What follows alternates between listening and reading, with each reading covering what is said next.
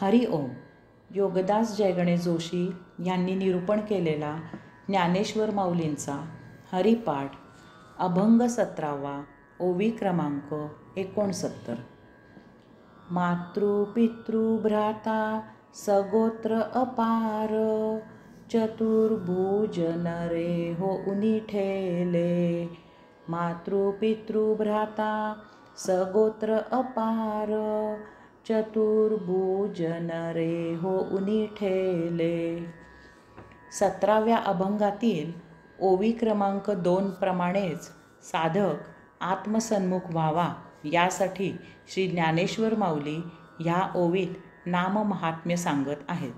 मनुष्याने जर नामसाधना केली तर त्याला स्वतःला जसा फायदा होतो तसाच त्याचा फायदा त्याच्या कुटुंबियांनाही मिळतो. मनुष्याने नामसाधना केली की त्याचे माता पिता, भाऊ बहिणी इत्यादींनाही वैकुंठ प्राप्त होते, त्यांनाही स्वर्ग प्राप्त होतो. तेही स्वर्ग सौख्य उपभोगतात. घरातील एकाने जरी नामसाधना केली तरी इतरही श्रवणभक्तीने पुण्य संचय करतात.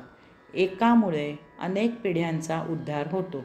आपण पाहतो की घरात एक कोणीतरी महाकर्तृत्ववान असतो आणि त्यायोगे त्या संपूर्ण घराची भरभराट होते.